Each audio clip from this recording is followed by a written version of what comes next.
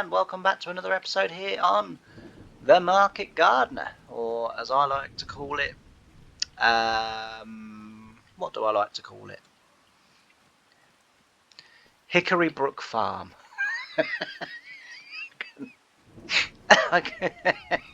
I'm having one of those mornings.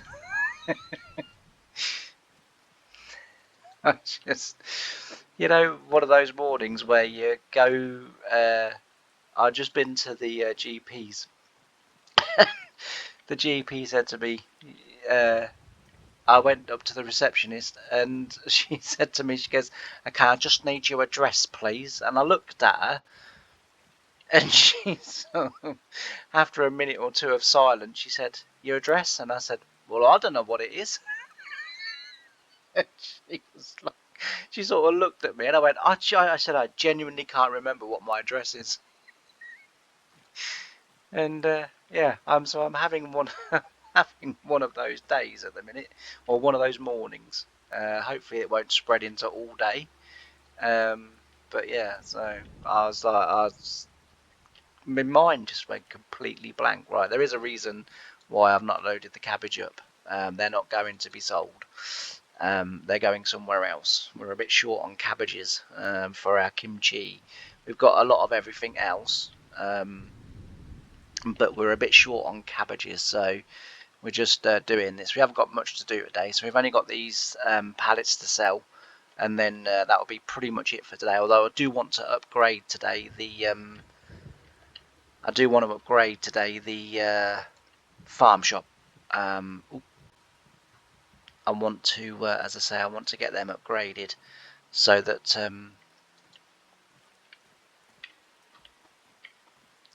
because we're now sort of selling more than just the standard pallets and what have you, we're now doing kimchi.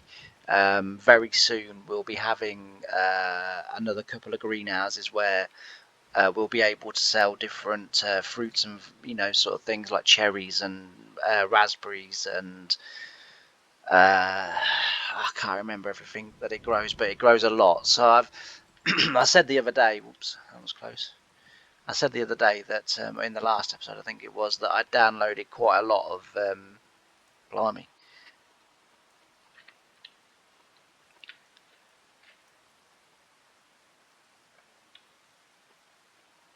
Right.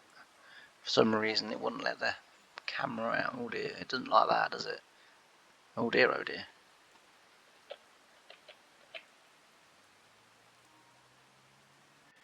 Right, yeah.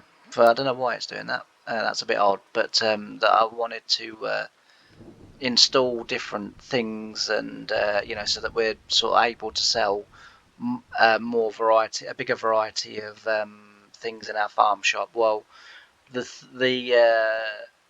mods that I downloaded for that,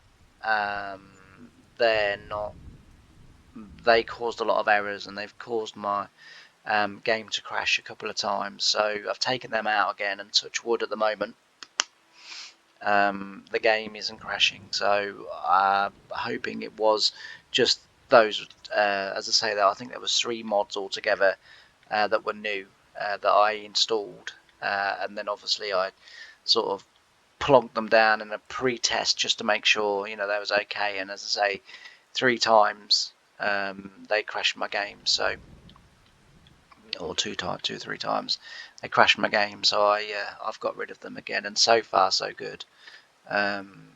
It's not crashed my game this time around, so that's always a Brucey bonus. Right, I don't need to do that, James. You can just literally sit in your cab and just press one button. You don't need to. Oh dear me. Don't you like that one? Can't we load them on top? It's the only thing about this auto load, and I love auto load, and I've said it before, but it's just kind of like we could get another 2 on there at least. Or another. Well, that worked. And auto load's going, I told you we couldn't get no more on there. You don't listen, do you? Typical bloke, don't listen. I told you it won't fit. Shut up, darling. It's fitting. But yeah, anyway, I hope you're all good. I'm only 5 minutes in before I've remembered again to say hopefully everyone's well and having a good day. It's not quite reached. But yeah, so we've got today we're just going to do this and then we'll skip the month on. So I just want to load these mushrooms up, and then as I say, we'll skip the month on once I've done this, and then also as well taken the ingredients we need for our kimchi. We'll have some ingredients drop off, and we'll also have some kimchi to bring back hopefully. Then what I want to do is I want to install the new farm shop, which is the next one up, and then we'll skip, as I say, the month on then, and we'll be ready to harvest. I'm pretty certain the oats will need harvesting, but I'm also fairly certain that the veggies will need harvesting as well. So we'll be able to get on with that. It's going to be a bit of a harvest episode, whether that's good or unfortunate for some people because they're not keen on the harvest. I don't know, but wait, what the hell's going on here? This little truck does this from time to time. It just kind of, I don't know, just does its own thing. I'm not quite sure about that. Not sure why it does that. Right, let's just get that. Right, the next thing that I want to just check is kimchi. Right, so it's out of something again, which is I'm certain is going to be cabbage. Yeah, it's out of cabbage every day. It's got loads of chili peppers, loads of garlic, and loads of spring onions. So it literally is just the cabbage that we need to take up there. So that's fine. So what we'll do is we'll go and sell this really quickly, and then we'll drive and pick that one cabbage up over there, and then we'll go to the cabbage one, and then we will pick them up, take them, bring the kimchi back, then pick those other pallets up, and we'll sell them as well. So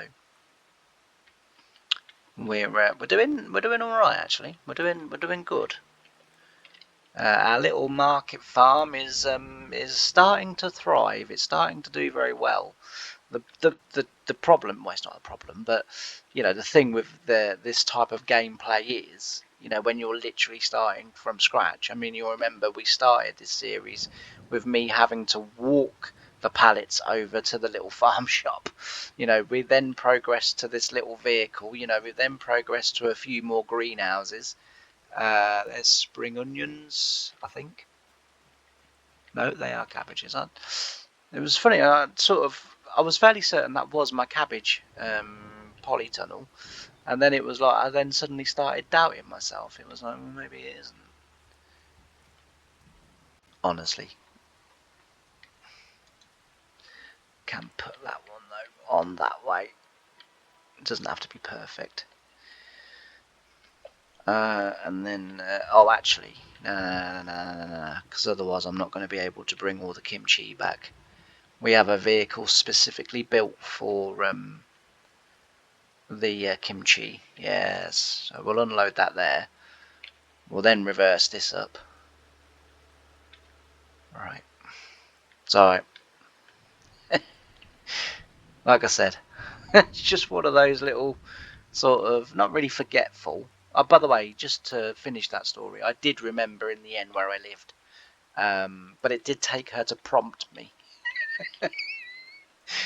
She was like, she goes, I can't give you the address. So I was like, well, clearly. So she said, but she said, you literally cannot remember. I said, nah, I said, I remember. I said, it's 27. And she went, yeah. She said, what do you open? I said, a door?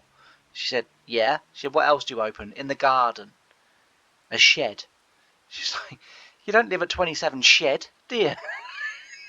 Like, that's true. I said, oh, you know, I know what it is. I know what it is. She's like, yeah. I said, yeah, I know what it is. So then I told her my address, and she was like, she goes, thank goodness for that. She goes, I said to her, I said, you know what? She goes, does that happen a lot? I said, nah. I said, It's Christmas. It mucks me up. I said, like, I said for like 2 or 3 bloody weeks after Christmas, I said, like, I just don't know where I am. I said, like, I don't know why it messes with me. So I said, I know. Well, I said, I do know why it messes with me so much.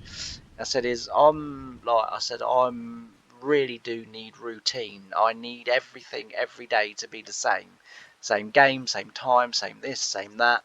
I said, and I need life around me to be the same as well. I said, and as soon as Christmas week hits, everything just that is normal to me goes out. I said, I hate it. And she goes, oh, really? She goes, that's quite sad that you hate Christmas. And I said, well, it just messes everything up. I said, I kind of, as I say, I like, routine. I like, ooh, that'll do. We're not going that far. I said, I just like routine. I like things to be the same. I like, I said, no, that's just me, that's just what I need, And she goes, oh. She said, I suppose. She said, but, it's quite sad that you hate Christmas. And I said, well, I don't really hate it as such, but so I'm not a fan. I will say that much. I said, like, I think it's a bit overrated. I said, and the thing is, I said, like, you don't never hear this from me, but you hear it from everyone else. It's like, oh, yeah, well, I didn't send them a Christmas card this year because, well, they didn't send me one last year. And I sort of think, is that why we send Christmas cards? Because we get them back and then it makes us feel really popular? I said, I thought we sent Christmas cards because we were sort of trying to spread Christmas cheer and, whatever. I said, like, no one ever does, do they? I said, it's always like, I said, and then it's like, he only spent £5 on my present. Well, I spent a lot on him. It's like, I think you're missing the point again. So I said, so this is why I hate Christmas. I said, like, honestly, I said, it's overrated. I said, don't get me wrong, love it for the kids. I said, the kids is great. They don't give a monkeys what you've spent. They just want presents to open on Christmas Day, and half of them will be happy with empty boxes, underneath the wrapping paper. Half of them would be quite happy with that. I said, like, my little boy, I said, like, he can amuse himself with the littlest of things, I said, like, it really doesn't bother. I mean, like, it's a shame everything that's gone on this year has gone on between sort of me and his mum and everything, because I was going to buy him his first proper farm this year, so I was going, not real farm, but toy farm. I was going to buy, like, I was 8 when my mum and dad bought me my first sort of Britain's farm, and that's kind of what I had oh dear, that's looking precarious to say the least. I think we'll be driving this very, very slowly. Yeah, so as I say, I was, that's already beginning to lean one way.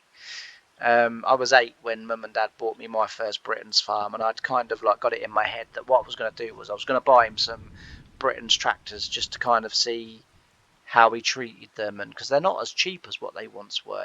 Now you're looking at sort of 25-30 quid for a tractor from Britain's, whereas when I was a kid, you were looking at like sort of probably 10, 11, 12 pound for a tractor.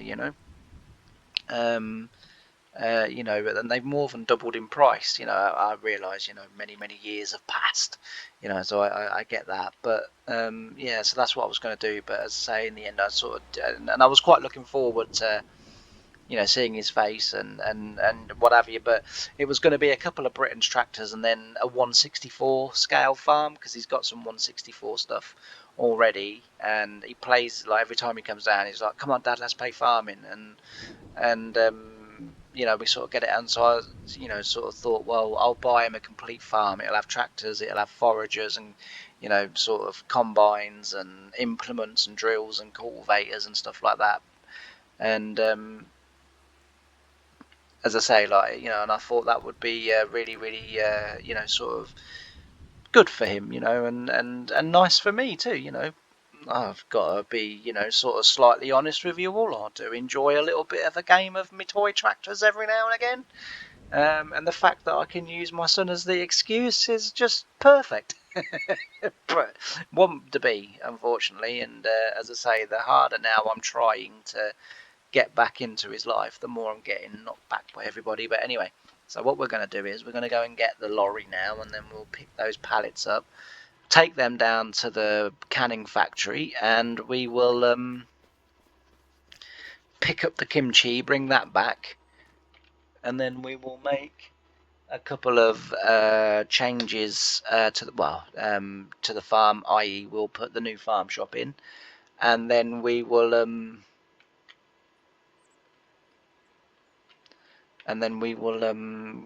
skip to the next day, and then, as I say, we'll be into fence. Beep beep beep. Yeah, fence, not good. This isn't Gran Turismo. We can't bust through those fences. We'll go this way round. Right. There's the pallets that we want. No one pinched them, which is a surprise in today's world. I bet you couldn't leave a pallet of cabbages out on the side of the road today where I live and come back and expect to find all your cabbages still there. I always remember when I was working for the second farm, and we were tatty harvesting, and we was in so we had one of the fields in Wisbeach that we had was the farm refused. It was about, I think it was about like a 90-acre field or something like that, but the farm refused to sell it. So the local council and the building contractors that were there to build a new housing estate, a new doctors, and sort of all of the amenities that you need for this massive housing estate that they wanted to put up. Well, the farm refused to sell the land, because, as I say, it was grade A soil, so it could grow literally anything, and they just like, no, it's one of our sort of prime fields, one of our premium fields, and so therefore, the field's going nowhere, and you're definitely not building on it. And so what they did was, to try and sort of force us to sell, was they built their housing estate around the field. So they left enough room for us to get our machinery in there, because obviously some of the land was still the farm's land, sort of thing. But yeah, so they made it as awkward as they could, and trying to get sort of big equipment in there was a nightmare. You could do it, but it was a struggle, especially when like most of the residents were not very nice people, and they would park their cars on the pavements and on the sides and different stuff, and trying to get challengers and plows and stuff through the gaps was like, really, what we used to do was, like, if I was going there ploughing, so Adrian, the farm manager, would go ahead of us, and then when I got there, he would then knock on the doors and ask the people to move, and invariably they wouldn't. They would like, no, we're allowed to park there, we're parking there. And in the end, we had literally all year round, every time we wanted to put machinery in that field that we couldn't get through because of the cars on them, we had to bribe them with 3 bags of potatoes. Anyway, one year we was going there, right, and we couldn't get the Grimmy in, even with all the cars off the road. The Grimmy self-propelled harvester that we had a Veritron, and we just couldn't, it was too long. You couldn't get around the corner, and you couldn't get in, like, as I say, down the sides and like into the gateway, and that it was just too long, the machine was. So we used to use our 2 trailed potato harvesters in that field, because obviously I could steer the potato harvester around the corner, and I used to drive the Grimmy GT 170, and the other one was a Standen. And we get down to the field, and I kid you not, right, we were harvesting the potatoes, and the residents of all the houses that are built there, and there's probably like 300 or 400 houses there, were in the field with their forks and their buckets, digging the potatoes out faster than we could get them off with the potato harvester. Just like, it was an unreal scene. Like, we, as sort of, like, 'cause obviously we had like sort of CB aerials in our CB radios rather, in our tractors, and we were like, Jesus, there'll be nothing left for us.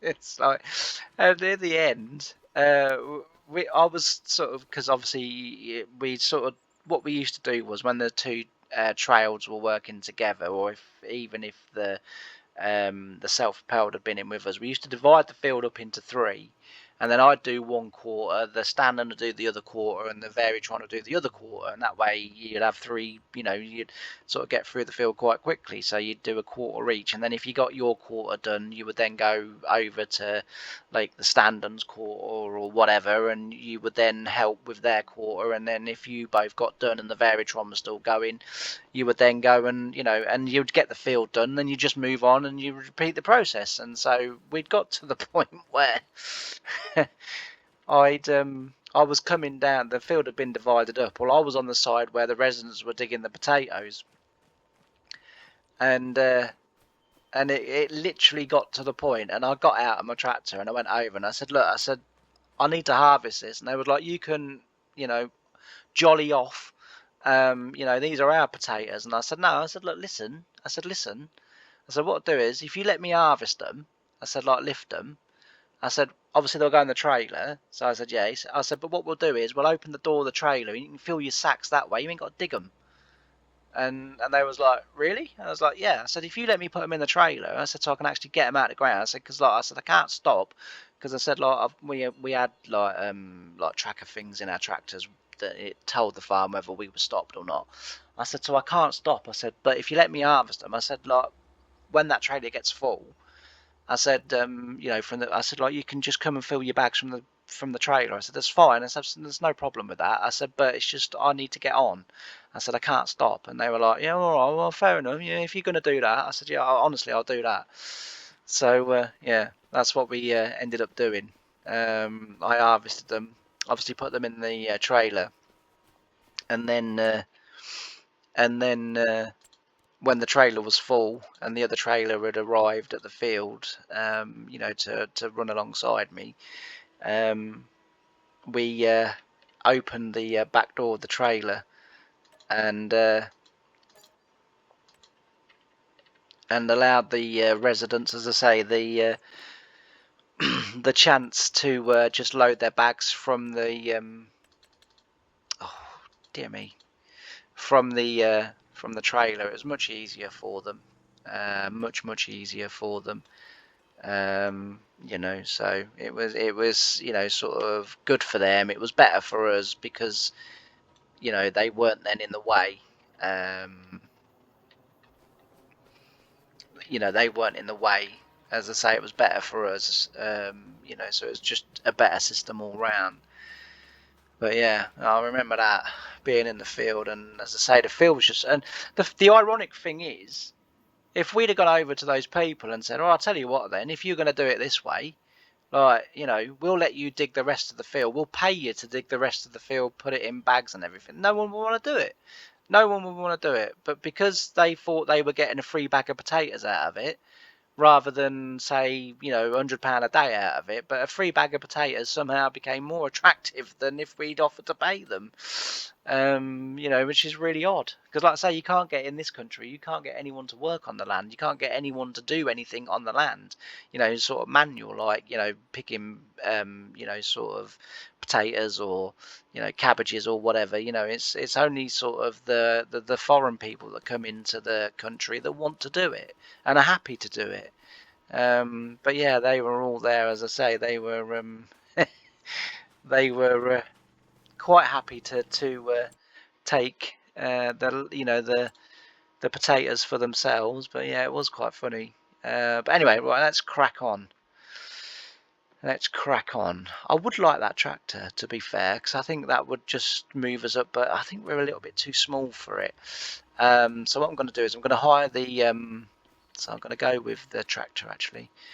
We'll take the tractor over there. We'll take the Z-Tour over there because it's just a slightly heavier tractor. I think it will handle the trailer a little bit better. But we'll take the Z-Tour over to the shop, and then we'll be able to put the trailer on, and then we'll hire the combine, and then we'll come back and do these do this oat field, sorry. And then once we've got the oat field done, we can then move into the vegetables. Like I say, it's going to be a bit of a harvest day today. I've tried talking for as long as I can but I've still got a bit of a dodgy throat, so I'm going to switch over now to a bit of time lapse, and then I'll meet you towards the end. So I'll see you in a minute.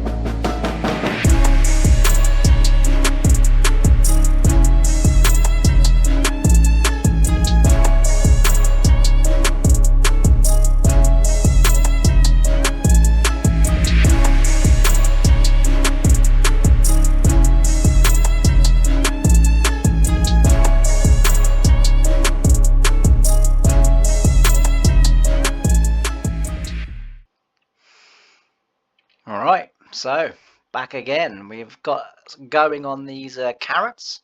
It's not going too bad. We've left a wider headland at that end of the field than we did this end that we're now leaving, but we won't say too much about that. One thing I've learned actually doing a slightly bigger field this way is that you've really got to be much more precise with your headlands now, because the game doesn't auto. So in 2022, if you did the up and down of the field and then went around the headlands, well, you would get a distinct line between the headland where the headland ended and then where the middle of the field started. Now you don't. If you've run into the headland from the up and down rows, then what happens is it then doesn't correct the I know what I want to say, but I'm struggling to say it. So it basically changes the direction that the texture of the seeded runs into. So therefore, when it comes to grow, it grows in that way rather than before. It didn't sort of matter as long as you was in the headland, it would still look like a headland. I think it doesn't make no sense, but I know what I mean. But now you're going to have to actually make sure that you do drill your headland properly. It'd be nice to have a ridger, and to be fair, we're not having no more combinable crops for a while because we lost money on that. You know, we lost money on that, so that isn't happening. I'm not doing that again. So it might be worth us in the springtime still spending the money on a hire vehicle, but actually hiring a tractor. Let's see if I can just straighten that out a bit.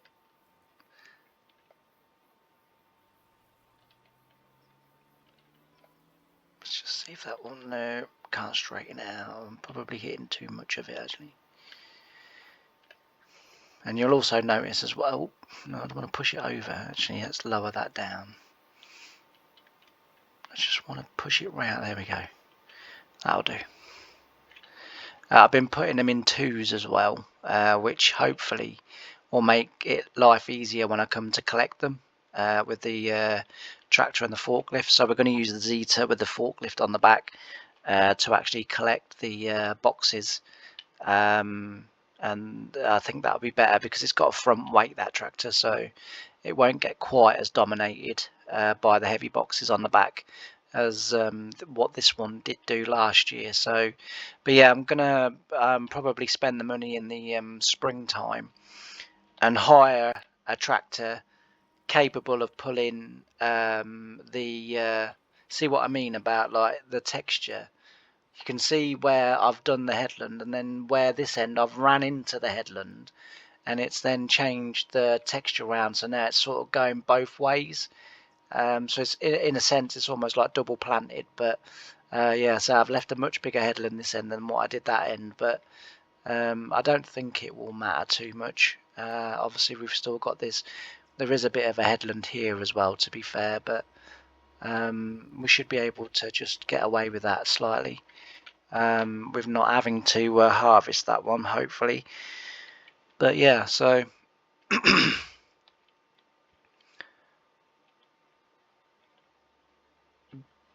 hopefully, fingers crossed, it should be okay. That, just lift that up a little bit just so I can see a little bit more where I'm going. But these are really long breeds, these are, which I didn't sort of really take into account. We're definitely going to get a lot of carrots this year. So what we'll do is we'll see how many boxes we do end up with, which is, it's going to be a lot. And then we'll take full loads to the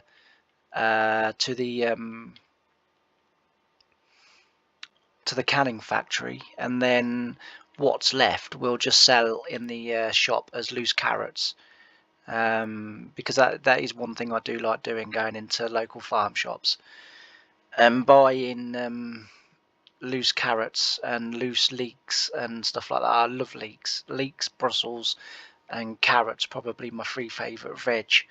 I do like broccoli as well. Broccoli would be in my favourite veg as well. I do like the rest, but the rest of them I'm not really supposed to eat. I'm not really supposed to eat anything green and leafy because it interacts with my warfarin. So basically the green leafy veg has a vitamin in it called vitamin K, and vitamin K reverses the effect of warfarin. So I'm on warfarin. Oh, hang on, I haven't got a bloody box on. Yeah, vitamin K reverses what warfarin is doing for me. So because I've only got one working chamber, and that one working chamber that I've got works only on air pressure, So what that means is that basically the blood goes into my heart. It then sits in my heart until there's enough air pressure. So then when there's enough air pressure, my heart stops, and then when the sort of fake valve that they've put in activates, it kicks my heart back in and fires the blood around my body. And obviously this is happening sort of every few seconds. So some days when I say, like, you know, my sort of heart symptoms are quite bad, what's happening is it's stopping, and then it doesn't kick back in again straight away. So it's kind of leaving me for, like, you know, a few seconds, kind of, you know, not you know, sort of functioning or breathing, you know, sort of heart rate, or beating heart rate, I should say. So that's the way it runs. So I have warfarin to stop it from clotting while it's sat in my chamber. So as I say, I naturally have high blood pressure anyway, and that's more to try and just keep everything going. You know, keep everything sort of as it should. But yeah, so it's a bit, you know, green leafy veg like cabbages, cauliflower. Jesus, that's in field. And stuff like that. Broccoli, but I do like broccoli. But when you go for a warfarin test and they say, what veg have you had this week? All the ones I'm allowed. Promise? Oh yeah, definitely no sweet corn. So as you know, warfarin is rat poison. That is essentially what it is. And rats have figured out also that if they eat rat poison, as long as they can get to corn or maize quick enough, and they eat the corn out of the cobs, then the corn will reverse the rat poison, and they won't die. They might bleed for a little bit, but they won't actually die from it. And that's kind of the same effect that it has on me. All right, you know, I'll take 4 milligrams of warfarin a day, and you know, if I was to take sweet corn or green leafy veg, it wouldn't reverse straight away. But you know, obviously because my body's, you know, what, 50 times the size or something of a rat, so therefore, you know, I need more of it to have the same effect, sort of thing. Like, but yeah, but yeah, it's one of my favourite things to go into a farm shop and just pick out all my favourite veg, and then come home, and then it's like, what have you done? I'm like, I've bought some vegetables. Oh, hang on, we've got a bloody full box again. I didn't even realise. It's me yakking away. I didn't even realise. Jesus, these carrots are. Oh, we got an empty box here. Although having said that, well, not an empty box, but a single box. Because as I say, I'm trying to put these boxes in pairs, so that when we come along and put them together. Oh, that is a pair. Oh, it's that one. Oh, so I'm going to put it in this one then, with this one.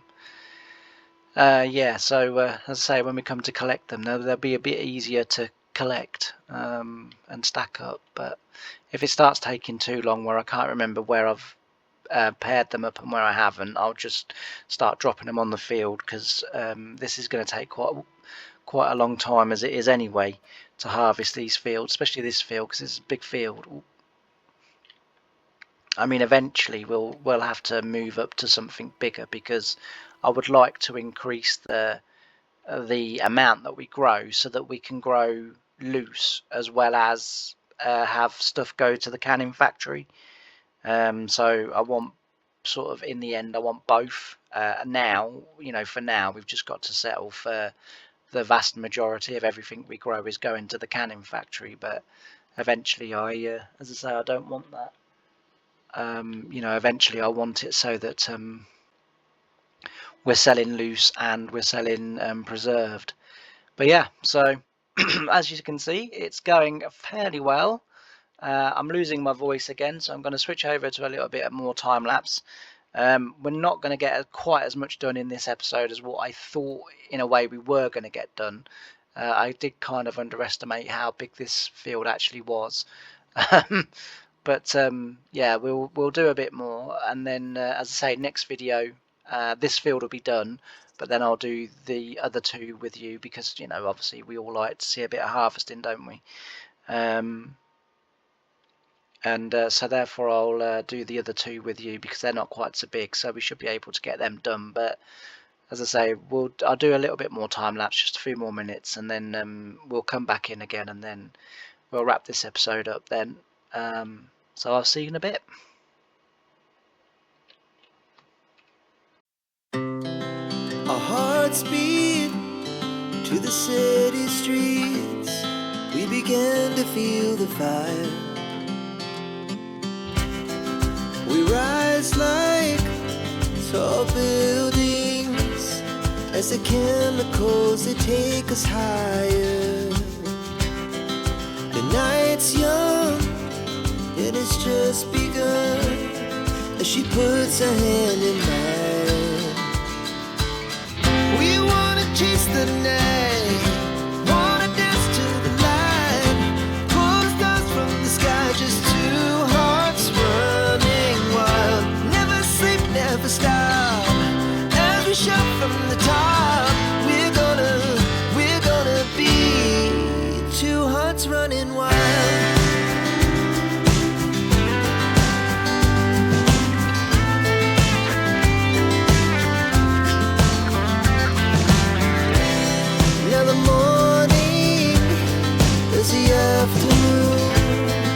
We lay awake in bed. The laughs so loud as the hours pass. We're gonna do it all again. We wanna chase the night, wanna dance to the light, pull the stars from the sky, just two hearts running wild. Never sleep, never stop, as we shout from the top. We're gonna be, we're gonna be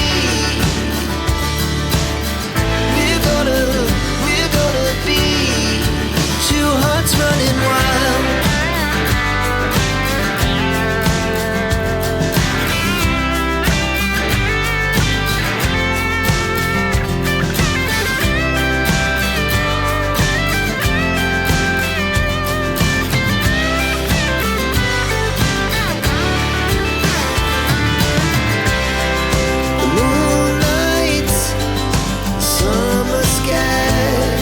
The best we ever had,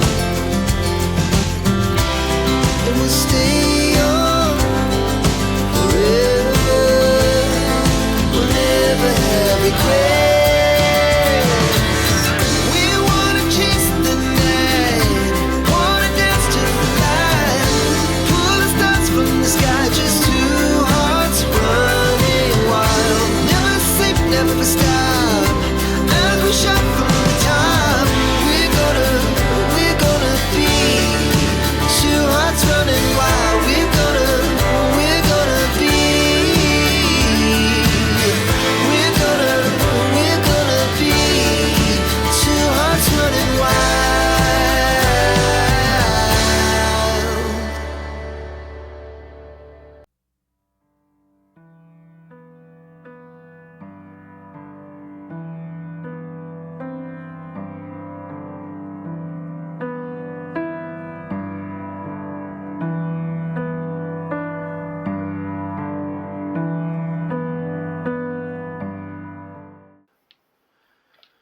Alright, so I'm back. And we are not getting on too bad, to be fair. It's going to take a while. That much is clear. But yeah, it's not going too bad. There's going to be a lot of carrots here, to be fair, so we're going to have more than enough to be able to sell loose, as well as in the canning factory. So that's a good thing, a very good thing. But yeah, it's a big old field, this one. I'd kind of, as I say, a little bit underestimated how big it was. And the reason why I'm saying that is because we could have put red beets in here, because red beets don't yield quite as well as as carrots and as parsnips. So if we'd have had red beets in here, we would have, we would have sort of evened it out a little bit more. But not to worry. Like I say, it didn't seem all that big a field when I was combining with a 9-foot header. Kind of forgot that me little veggie harvester is just one row. So we have to go around sort of probably, I don't know. I mean, that isn't either. So what, 18 times to get 9 meters, I would say, because that's about half a meter, isn't it? I think. I don't know. I don't know what it is. Like I say, I'm no good at maths, but yeah. So, but we'll crack on with this today for the rest of today, and should hopefully have this done. What I might do as well is I might actually just go around and collect these boxes off camera as well, and then, as I say, when we come back in the next episode, I will we'll be harvesting the parsnips and the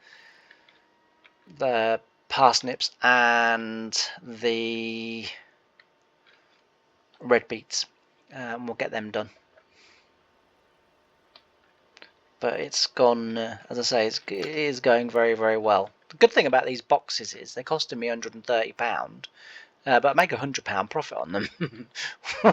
When you go to the canning factory, I don't know if you've noticed, but when you go to the canning factory and you take a full box, you get £230 back for the box, and then you also then get like the price of the, if you were just selling it there, you would then get the price of the crop as well. Because we're not selling it, we're obviously turning them into preserved vegetables. We get the £230 for the box, and then the next day we get the preserved vegetables. So at first, when I was kind of like spending £130 per box, I was like, crikey, this is going to cost me a lot of money. And I can't even reuse the boxes, sort of thing. But no, you do actually get reimbursed for the boxes at £100 profit. So I mean, if you really wanted to sit and like sort of scam money, you could just sit producing boxes and then just go and sell them at the tip point, because I think that would still work. Or unless you have to have vegetables in them. I don't know, but yeah, I don't know. But that is a little way that you could. I mean, obviously I'm not going to do that, because that's just filth, in it. You don't do things like that, do you? You do it properly. You work hard. You graft. That's what you do. But yeah, you could do if you wanted to, I guess. I don't know. Like I say, I'm not going to be trying, so I'll leave someone else in the comments to tell me that one. But yeah, for me, I'm just going to be cracking on with this for the rest of the day, I think. Sort of well ahead and well caught up with everything, so I might settle back, put football on, or even Time Team, watch a bit of Time Team maybe, and while I'm watching that, harvest these fields of vegetables, or this field of carrots anyway. I won't do, as I say, I won't do all of them. When we come back next time, it will be harvesting still. Putting them in 4, it doesn't really matter how many I put in them, because we can just keep taking 2 at a time by stacking them. So it's sort of, it doesn't matter that I'm not, I'm stacking them in more than 2 in a row, sort of thing. So that'd be quite good. But yeah, as I say, I think what I'm going to do is I'm going to leave it here for this episode. We have, we've done quite a bit. We've got the combining done, which was a complete waste of time. And like I said, I'm not wasting my time with that next year. That was just pointless. That cost us money. That cost us money, and we made absolutely nothing. I was going to hire the grain mill and turn it into flour, but what was the point of turning 1,800 litres of oats into flour? Do you know what I mean? Like, there was just literally no point to it. So I sold them off, took it on the chin, and thought, I ain't doing this next year. It's a complete waste of time. I don't know if you saw at the beginning of the episode, but when I walked through the field, when it comes up in the bottom right about the info about the field info box, it said potential harvest was 36,000 litres. Now I looked at that, then sort of knew the size of the field and thought, I'm not getting 36,000 litres off here. But I thought, yeah, if I can get half of that, that would be amazing. To get 18,000 litres of barley off that, sort of field would have been, well worth it, sort of thing, but to get 1,800 litres, I was like, oh, this has cost me money. This is a very costly mistake that the farm's going to have to swallow. I mean, luckily, we've still got all of today's pallets to sell. We've still got that to do, so we will recoup our money. But obviously, it's still money that we're going to be overall down because, we had to spend that money in the first place. So, yeah, like I say, won't be doing that again. But we got that done anyway. And then, as I say, we've been going through this carrot field, and we are getting through it. I mean, it isn't going to be all that long before, we're sort of halfway across, and then meeting the other side. And as I say, it's going to be a pleasure to sit here and finish this one. But when I do come back, as I've just said, said before, I will harvest the other two on camera. Because I don't think they're going to take as long to harvest because they're not as big as those fields. And as well, I want to keep you guys in the loop as well. So, but yeah, I've just noticed that I've started to drift over to the second row. Having not done it much at all, I'm now starting to every breed just drift over to that second row. So I'm taking 2 rows, and I don't want to take 2 rows, mainly because this isn't a 2-row harvester. But not only that, if you don't get it spot on all the way across the field, you end up with rows everywhere, and I really don't want that. So just go a little bit wider and try and do it. But as I say, I'm going to leave the episode here. Thanks ever so much for watching. Really do appreciate everyone that does watch my videos. And if you haven't done already, please don't forget to like, comment and subscribe. It really does help me, it helps the channel. And as you know by now, I've set up a little personal goal. By the time that April the 16th rolls around, I would like to think that maybe I would be lucky enough to have 1,000 subscribers. So if you guys could help me with that, that would be absolutely incredible. And all that's left for me to say is thanks ever so much for joining me on this episode. I've really enjoyed having your company, and I can't wait to see you on the next one. Bye for now.